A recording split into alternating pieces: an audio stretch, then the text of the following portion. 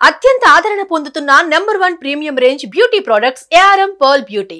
ఉదయం 6:30 గంటలు సెమినార్ హాల్లో ఓ ట్రైనీ డాక్టర్ అర్ధనగ్నంగా పడుంది. ఆమె ఒంటిపై గాయాలు, కాళ్ళు చేతులు ఫ్రాక్చర్ అయ్యాయి. కాళ్ళ నుంచి రక్తం, రూమ్ అంతా చిందరవందరగా ఉంది.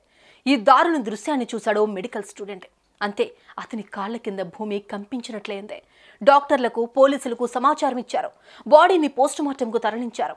ఆ లేడీ డాక్టర్ను అత్యంత కిరాతకంగా అత్యాచారం చేసి హింసించి కత్తులతో పొడిచి గోళ్లతో రక్కి చంపినట్లుగా నిర్ధారణ అయింది.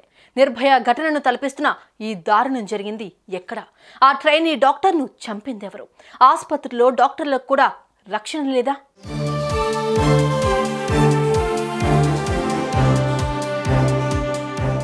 అది కోల్కతాలోని RG Kar medical college and hospital. ఇక్కడ second year post graduate female trainee doctor విధుల్లో ఉంది. నైట్ షిఫ్ట్ కావడంతో రాత్రి తన తోటి డాక్టర్లతో సెమినార్ హాల్లో కూర్చుని భోజనం చేస్తుంది. ఆ తర్వాత రౌండ్స్ కంప్లీట్ చేసుకుని రాత్రి 3 గంటల సమయంలో చదువుకునేందుకు సెమినార్ హాల్కు వెళ్లి అక్కడ చదువుకుని కాసేపు రెస్ట్ తీసుకునేందుకు బెడ్పై పడుకుంది. సమయం తెల్లవారుజాము 4 గంటలవుతోంది. ఓ వ్యక్తి సెమినార్ హాల్లోకి వచ్చాడు. అక్కడే ట్రైనీ డాక్టర్ పడుకోవడాన్ని చూశాడు. రూమ్లో ఎవరూ లేకపోవడంతో అతని పాడు బుద్ధి బయటపడింది. డోర్ లాక్ చేశాడు. యువతి నోట్లో గుడ్డలు కుక్కాడు. ఆమెపై విరుచుకుపడ్డాడు. తప్పించుకునేందుకు ప్రయత్నించిన ఆమెను పట్టుకుని ఆమె తలను గోడకేసుకుట్టాడు. రక్తం కారుతుండగా ఆమెపై అత్యాచారానికి పాల్పడ్డాడు. ఆపై తన దగ్గర ఉన్న కత్తితో ఒళ్లంతా కట్ చేశాడు. గోళ్లతో రక్కేశాడు. అంతటితో ఆగలేదు. ఆమె ప్రైవేట్ పార్ట్స్పై కత్తితో ఘాట్లు పెట్టాడు. ఆమె మెడ విరిచేశాడు. ఆమె చేతి వేలు కూడా విరగొట్టాడు. బొడ్డుపై గోళ్లతో రక్కేశాడు. Caller bones విరిచేశాడు. ఆమె కాళ్ళ నుంచి రక్తం కారుతోంది. అప్పటికే కొనువుపిడుతూ ఉన్న ఆమెను వదలాలి అనుకోలేదు ఆ దుర్మార్గుడు. గొంతు నులిమి హత్య చేశాడు. ఆపై 4 గంటల 40 నిమిషాలకు సెమినార్ హాల్ నుంచి బయటకు వెళ్ళిపోయాడు. అంటే 40 నిమిషాల నరకం ఆమెకు చూపించాడు.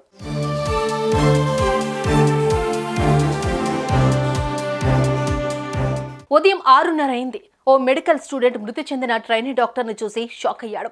తోటి డాక్టర్లను పిలిచాడు. అటు పోలీసులకు సమాచారం ఇచ్చాడు. పోలీసులు వెంటనే వచ్చి యువతి మృతదేహాన్ని పోస్టుమార్టంకు తరలించారు. అక్కడ ఆమె బాడీ దగ్గర ఓ బ్లూటూత్ ఇయర్ ఫోన్ కనిపించింది. దాని ఆధారంగా సేకరించారు. ఆపై విచారణ చేపట్టారు. ఆసుపత్రిలోకి సెమినార్ హాల్ ఆవరణలో ఉన్న సీసీ ఫుటేజ్ను పరిశీలించి ఆ రూమ్ చుట్టుపక్కల తిరిగిన 6 అనుమానితులను పిలిపించారు. వారిని ప్రశ్నించారు. ఎవరూ మాకు తెలియదంటే మాకు తెలియదంటూ బొంకేశారు.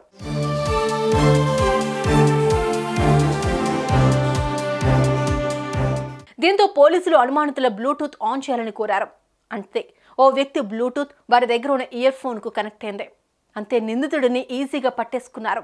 అతని షూస్ కున్న రక్తం కూడా అమ్మాయికి సంబంధించినదే. అతని పేరు సంజయ్ రాయ్. దీంతో పోలీసులు అతన్ని అరెస్ట్ చేశారు. తానే యువతిని హత్య చేసినట్లు అంగీకరించాడు. అంతేకాదు, తాను మద్యం సేవించి పని చేసినట్లు చెప్పాడు. హత్య చేసిన తర్వాత తన రూమ్కి వెళ్లి పడుకున్నట్లు తెలిపాడు. మెలకు వచ్చాక తన బట్టలు ఉతుక్కున్నట్లు చెప్పాడు. కానీ ఎన్ని జాగ్రత్తలు పడ్డా పోలీసులకు మాత్రం దొరికిపోయాడు.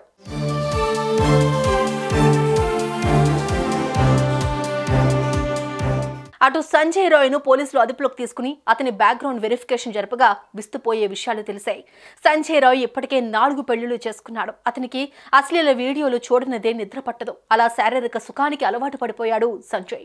తన ఊళ్ళో చాలా మంది మహిళలపై అఘాయిత్యానికి కూడా పాల్పడేందుకు ప్రయత్నించాడని తెలిసిందే. అందుకే తన సోదరు కూడా అతన్ని దూరం పెట్టిందే. కాగా సంజయ్ రాయ్ బాక్సింగ్ లో ట్రైనింగ్ తీసుకున్నాడు. ప్రభుత్వ ఆధీనంలోని RG Kar medical college and హాస్పిటల్లోని police out post లో అతన్ని నియమించారు.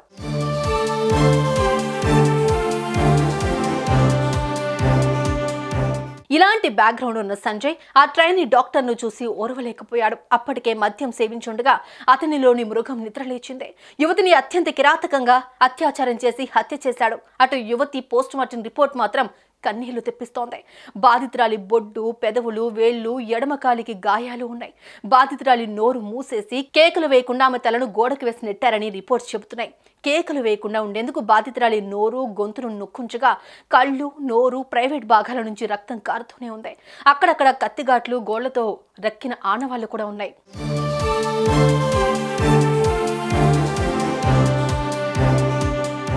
ఈ విషయం తెలిసిన మృతురాలి తల్లిదండ్రులు బోరుమన్నారు. తమ బిడ్డకు ఇలాంటి పరిస్థితి తీసుకొచ్చిన వాడిని వదలొద్దని కోరారు. అటు కోల్కతాలో పెద్ద ఎత్తున ఆందోళనలు జరుగుతున్నాయి. ట్రైనీ డాక్టర్లు రోడ్లపై ఆందోళనకు దిగుతున్నారు. మహిళలకు రక్షణ ఎక్కడ ఉందని నిరసనలు చేస్తున్నారు. నిందితుడిని కఠినంగా శిక్షించాలని డిమాండ్ చేస్తున్నారు.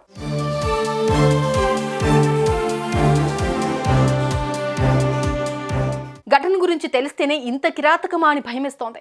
ఆ యువతి ఆఖరి క్షణాల్లో ఎంత క్షోభ అనుభవించిందో, ఆ రాక్షసుడి చేతిలో ఎంత నరకం చూసిందో ఊహించుకుంటేనే గుండె తరుక్కుపోతోంది. సింపుల్ గా చెప్పాలంటే మరో నిర్భయ ఘటనలా అనిపిస్తోంది. కాగా ఓ అమ్మాయిని ఇంతలా హింసించి చంపింది ఒకరేనా లేక మరెవరైనా ఉన్నారా? ఇప్పుడు ఈ ప్రశ్న కూడా తెరపైకొస్తోంది. మరి ఇలాంటి రాక్షసులను ఎలా శిక్షించాలి? కామెంట్స్లో తెలపండి.